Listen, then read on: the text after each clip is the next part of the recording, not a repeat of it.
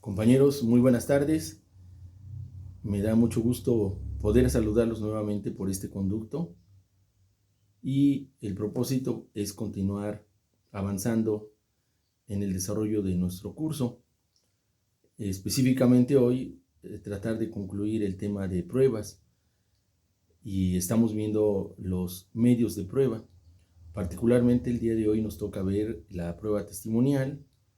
Vamos a platicar también sobre la prueba pericial, sobre la inspección judicial y finalmente sobre la presuncional. Tratándose de la prueba testimonial, eh, primero tenemos que ver qué es la prueba testimonial. Es la declaración de un testigo. ¿Y quién es un testigo? Es una persona que conoce un hecho en forma directa a través de sus sentidos. Lo oyó, lo vio o lo percibió sin que se lo hayan platicado. Las personas que saben un hecho porque se los platicaron, les llamamos testigos de oídas, pero estos testigos de oídas no hacen prueba alguna. Entonces tiene que haber sido alguien que presenció el hecho en forma directa, a través de sus sentidos. Fíjense que esta prueba ha sido cuestionada porque pues sabemos nosotros que la litis se forma por una disputa de intereses donde el actor trata de someter a su interés a el demandado y el demandado se resiste. Y es lógico que uno y otro digan cosas distintas. También es lógico que cada quien presente pruebas a su favor, que traten de acreditar respectivamente los hechos de su acción o los hechos de sus excepciones.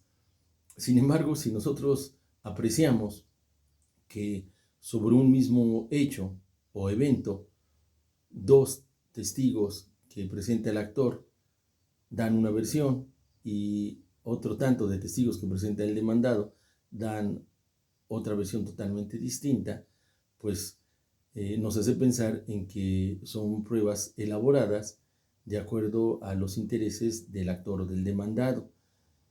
Y si la intención del juzgador es averiguar la verdad, pues ambas pruebas están cuestionadas y pues no nos dan una verdadera convicción. No obstante, las reglas que vamos a ver de la prueba testimonial, pero desde el punto de vista pues no jurídico, sino lógico, pues nos parece contradictorio que uno y otro presenten personas que supuestamente conocen el mismo hecho, pero que sobre el mismo hecho digan versiones totalmente distintas.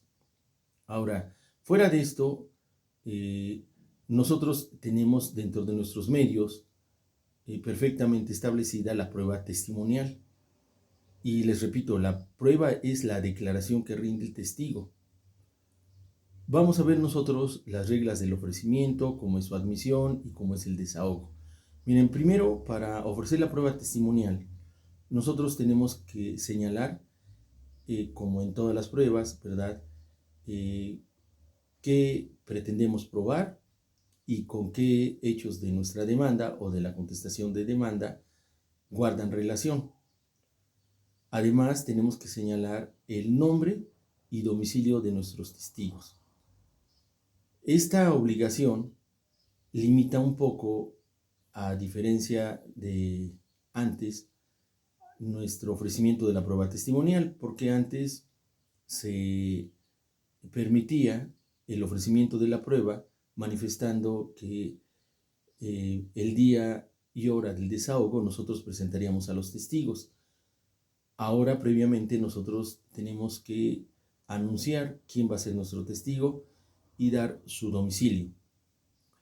Y nos limita porque si el testigo pues decide no presentarse o el testigo no se presenta aunque no haya sido su decisión, por alguna situación pues que no le permitió acudir al desahogo de la prueba, pues prácticamente nos quedamos sin nuestra prueba, ¿verdad? Entonces, sabedores primero de que el ofrecimiento tiene que ser señalando nombre y domicilio del testigo. Ahora, a diferencia de antes, hoy no tiene que acompañarse interrogatorio para que el testigo declare. Antes teníamos que acompañar un interrogatorio. Hoy no. Hoy basta con señalar el nombre y domicilio, señalar qué pretendemos probar y con qué hechos de nuestra demanda o contestación guarda relación nuestra prueba. Pues ya presentamos nuestra prueba, hoy como todas, ¿verdad? Lo hacemos el ofrecimiento en la demanda o en nuestra contestación de demanda. El juez, cuando se cerciora de que están cumplidos los requisitos de su ofrecimiento, señala 10 horas para el desahogo. Acuérdense que el desahogo de nuestra prueba, como de las demás, pues se lleva a cabo en la audiencia de desahogo de pruebas, alegatos y citación para sentencia. Y el oferente de la prueba tiene que estar presente antes del inicio de la diligencia, identificarse y presentar a sus testigos. El día que está señalado, pues como en todas las demás pruebas, antes debemos anunciarnos, no vayan a pensar que ahí afuera del juzgado van a salirlos a buscar. El abogado patrono y las personas que lo apoyan, ¿verdad? Sus pasantes pues tratan de establecer contacto con el secretario que le toca el desahogo de la prueba y avisarle que están presentes. Hay que llevar copia de la identificación del oferente y su identificación, así también de los testigos. Entonces, primero, en el desahogo les toman a los testigos sus datos generales y les hacen preguntas que tienden a saber su domicilio, su nombre, su ocupación, si saben leer y escribir, y les van a preguntar si tienen interés en el juicio. Obviamente el testigo va a decir que no. En esta parte hacemos un pequeño paréntesis porque miren, en materia civil, que es el ámbito en el que nos desenvolvemos nosotros, la situación de los testigos es más rigorista. Las personas que pueden ser testigos son los que no tienen un impedimento. ¿Quiénes tienen un impedimento? Los menores de 16 años o las personas que hayan sido condenadas por el delito de falsedad en declaraciones judiciales o los familiares de alguna de las partes en línea por consanguinidad hasta el 4º grado,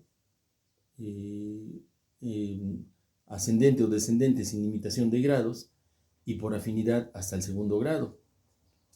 ¿Por qué? Porque en estas hipótesis podrían tener algún interés.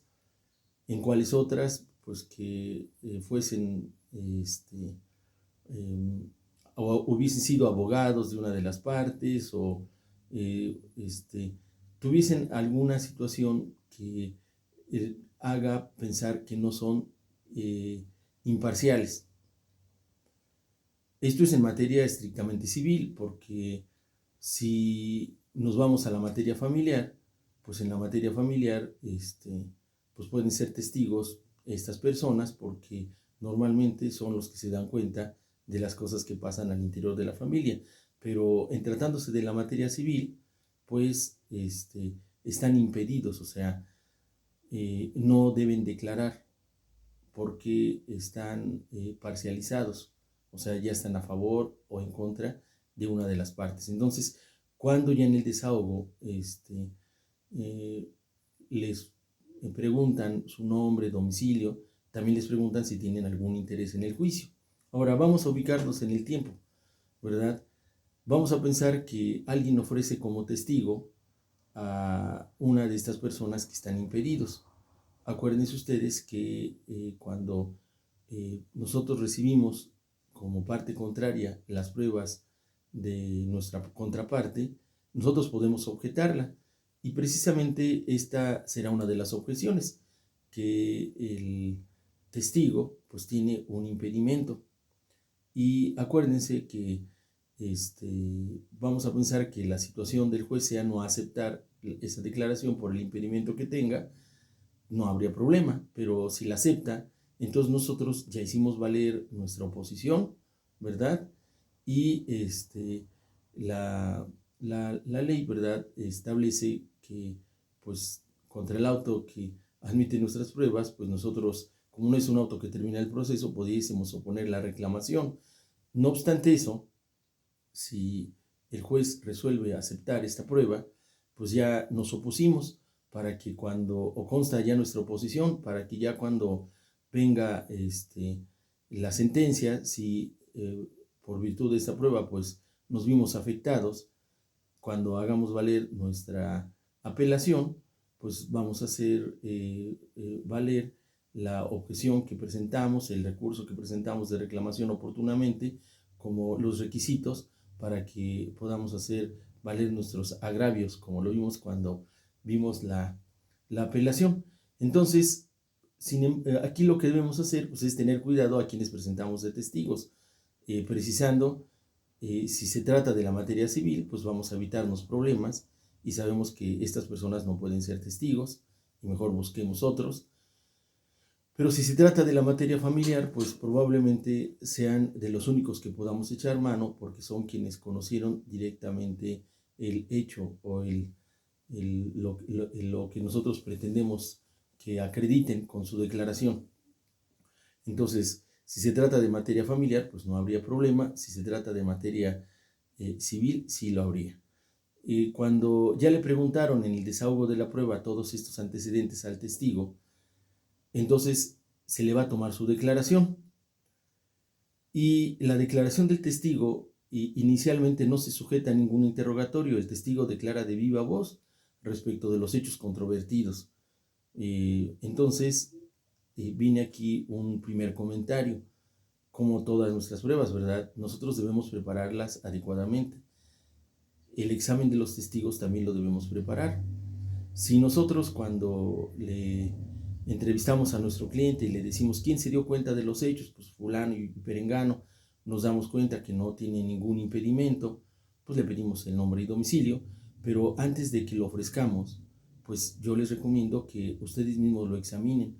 Vamos a pensar que el testigo sea una persona que conoce el hecho, pero que es una persona que es sumamente callado, no quiere expresarlo, entonces no va a ser un testigo que nos ayude, o por el contrario es sumamente comunicativo y contesta hasta lo que no le pregunten, entonces nos pone en riesgo. Entonces nosotros debemos valorar si conviene para los intereses de nuestro cliente la presentación de ese testigo. Entonces vamos a ver si conoce el hecho, qué es lo que dice del hecho, y pues pasa nuestra valoración. Y si pues nosotros como abogados responsables nos damos cuenta que va a ser un buen testigo, pues ahora sí lo ofrecemos. Ese día el examen de los testigos se va a hacer por separado.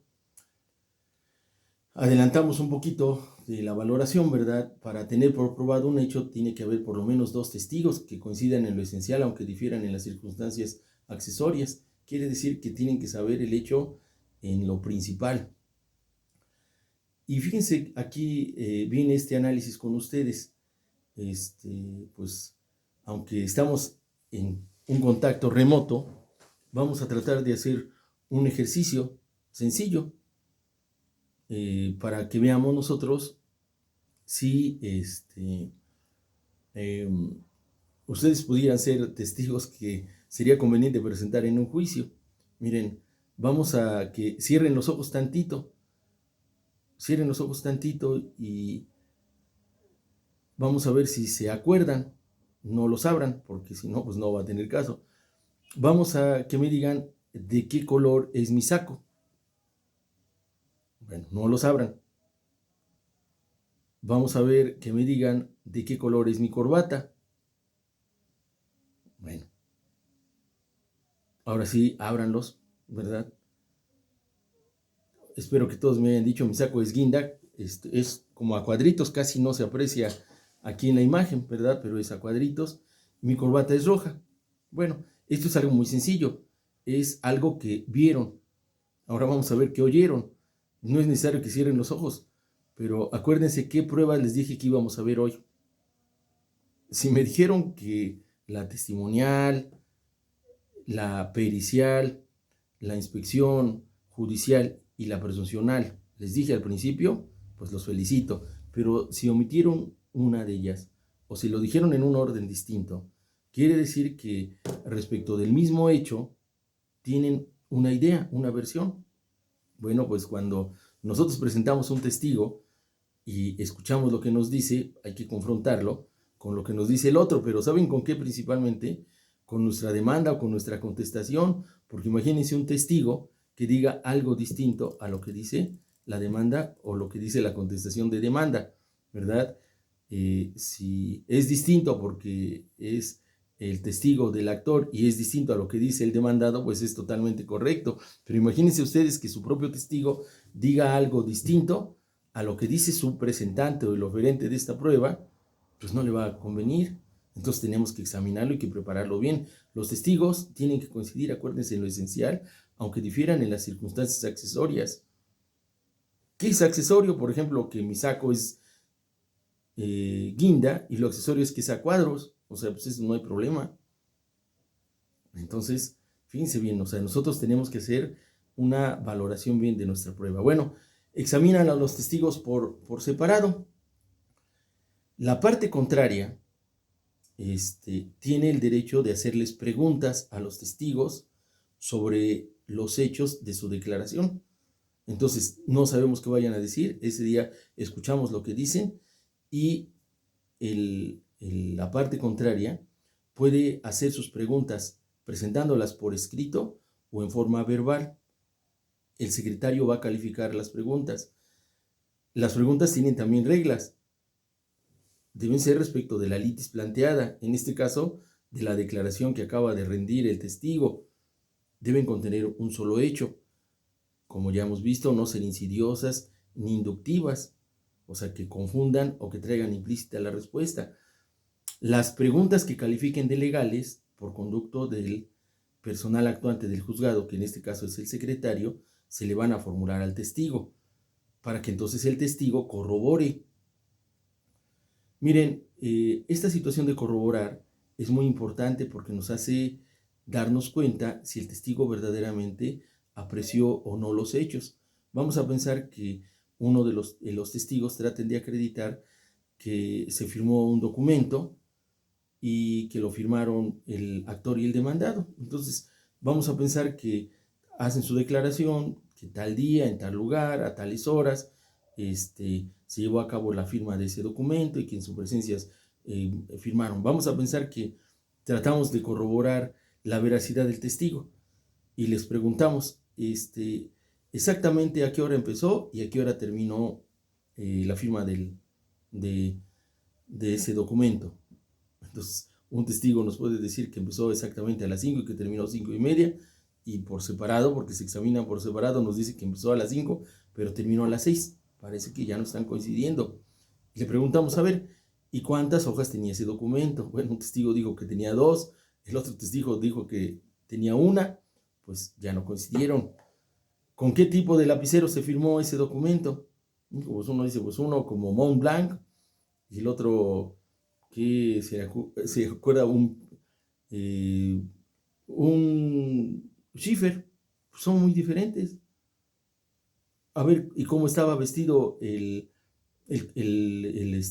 vendedor, por ejemplo? Si hizo un contrato de compra-venta.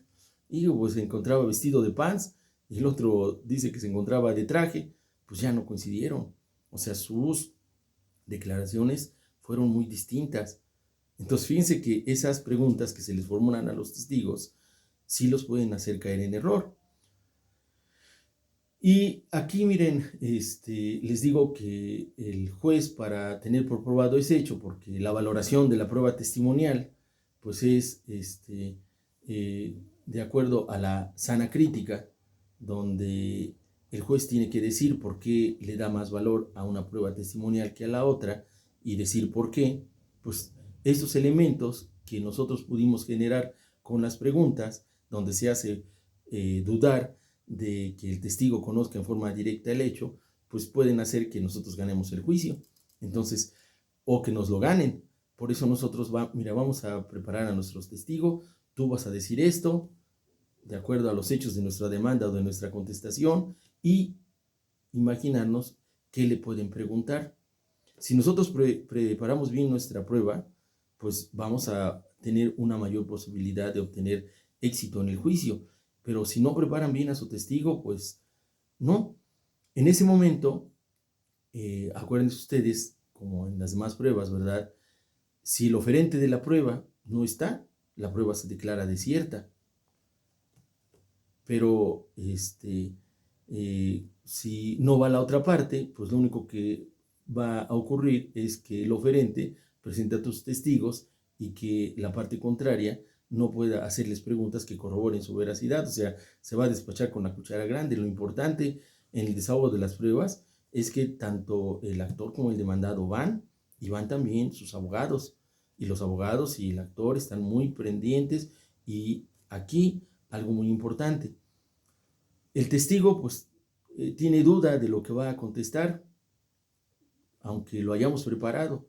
En el momento de la diligencia hay que advertirle: mire, yo no lo puedo asesorar ahí, no sé que usted me pregunte, que trate de ver si yo le guiño el ojo o le hago alguna seña para que usted conteste, porque si yo lo hago y la autoridad que está desahogando la diligencia se da cuenta, pues me pueden llamar la atención, me pueden pedir que abandone esa diligencia. Entonces, no, ahí va usted a tener que contestar directamente. Fíjense, si la persona que va a ser testigo, pues tiene más de 70 años, su declaración se le puede tomar en su casa. Y si la persona que va a ser testigo reside en un lugar distinto, por exhorto con el juez del lugar donde reside esa persona, se le puede tomar su diligencia. O sea, la declaración de los testigos es muy importante. Acá yo creo que esos son casos verdaderamente extraordinarios, porque nosotros vamos a presentar a una persona que pueda favorecernos con su declaración, que pueda acudir al juzgado, ¿verdad? A veces estas situaciones de señalar la declaración de un testigo en otro lugar, pues se hacen con la idea de ganar un poco de tiempo, ¿verdad? Pero o una persona mayor de 70 años, porque a lo mejor no queda opción. Pero si ustedes tienen a su alcance que la persona vaya, que no esté en esta hipótesis y mucho menos en algún impedimento, pues entonces es una prueba a nuestro favor, no una prueba donde nosotros mismos nos vamos a complicar la existencia en el desahogo. Al final de la declaración del testigo, el personal actuante del juzgado le va a preguntar si tiene algo más que agregar. Esta pregunta, que pudiera parecer hasta sencilla, pues es una que ustedes les deben advertir a la persona: ya no agregues nada, ya no agregues. ¿Por qué? Porque hagan de cuenta que a veces los testigos comunican cosas que ni siquiera benefician a la parte que los presenta, y que a veces la perjudican. O sea, si ustedes ven, hay testigos muy extrovertidos, muy comunicativos, y que pues tratan de decir, como de que los vean que se desenvuelven muy bien ahí en los juzgados. No, no, mira, si te preguntan si tienes algo más que agregar, di que no es necesario. Ya, al final de la diligencia, pues se levanta un acta y la firman los testigos. Si el testigo no quiere firmar, pues acuérdense que el secretario del juzgado tiene fe pública y va a hacer constar la situación de que el testigo se negó a firmar. La prueba testimonial es una prueba a la que acudimos mucho. ¿Por qué? Porque pues, es fácil encontrar testigos. Cuando nosotros hablamos con nuestro cliente, desde el inicio le preguntamos si tiene testigos. Y antes de ponerlos en nuestra demanda o en nuestra contestación y de ofrecerlos, pues les recomiendo y se los reitero, pues hagan un examen si son testigos que van a resultar en bien de los intereses de su cliente, porque si son testigos muy callados o de plano muy comunicativos o que no se ajustan a lo que nosotros les decimos, pues entonces la verdad no les convendría presentarlos. Mejor buscamos otro testigo, o de plano vemos a través de qué otras pruebas vamos a acreditar lo que decimos en la demanda o decimos en la contestación de la demanda. Bueno, esta es la prueba testimonial. Ahora, ¿cuál es la pericial? Miren, la pericial es la opinión, así como en el caso de la testimonial es la declaración del testigo. En el caso de la pericial, la prueba es la opinión que rinde una persona que es experto en determinada rama de la ciencia, del arte, de la técnica o de un oficio. ¿Cómo se acredita esa calidad de experto? Pues si en el lugar hay la carrera profesional y esta carrera profesional la imparte una institución que está reconocida dentro de las leyes o dentro del sistema educativo nacional, pues la persona que se acredite como perito tiene que estar pues reconocido por esta institución, o sea, tener su título. Si en el lugar no hay la carrera, pues puede ser una persona práctica que acredite su conocimiento demostrándolo, ¿verdad? Nos parecerá increíble, pero hay lugares donde aún una profesión tan, pues ahora sí que desarrollada como la de la medicina, como los médicos, pues en algunos lugares no hay médicos titulados y las personas que se dedican a, o que pudieran ser peritos son las personas que son los prácticos en esta materia. Entonces, lo primero que tenemos es que la prueba pericial es la opinión que rinde un perito. Perito es la persona experta y si hay carrera tiene que acreditar que ha cursado esa carrera y que está titulado en esa carrera. Ahora, ¿cómo ofrecemos nosotros la prueba pericial? Miren, nosotros tenemos que ofrecer la prueba pericial señalando el nombre de nuestro perito, acompañando copia auténtica. Cuando decimos copia auténtica es que es copia certificada de su título del perito y el perito tiene que firmar también nuestro escrito de ofrecimiento. Tenemos que acompañar un interrogatorio. El interrogatorio nosotros sabemos hacerlos porque sabemos que las preguntas son respecto de la litis planteada en sentido afirmativo, que contengan un solo hecho, pero el perito nos va a ayudar a hacer el interrogatorio porque el perito sabe la técnica, la ciencia o el arte sobre el que verse ese dictamen. Además, fíjense bien, la firma del perito implica varias cosas. Primero, fíjense bien, que acepta conocer de esa ciencia o arte u oficio o técnica. Él dice, sí soy perito. Después, que conoce el asunto que nosotros estamos planteando, o sea, que conoce cuál es el litigio. Después, que se compromete a dar su opinión en el tiempo que el juez le marque. Inicialmente, pues es en la audiencia de desahogo, ¿verdad? Y también que se compromete a aclarar cualquier duda que se tenga. Ahora, fíjense bien, ¿qué recomendaciones nosotros vamos a hacerles en la prueba pericial? Miren, acuérdense que nuestras pruebas tienen como objetivo fundamental el convencer al juez. Entonces, todo lo que nosotros hagamos, ya sea como actores o como demandados, está orientado a convencer al juez. Entonces, cuando se trata de la prueba pericial, pues tenemos que presentar un buen perito que nos ayude a convencer al juez. ¿Por qué? Porque fíjense bien, adelantándonos también como le hemos hecho también en las demás pruebas, la prueba pericial se valora a través de la sana crítica, pero por su origen. Eso de su origen es algo muy importante.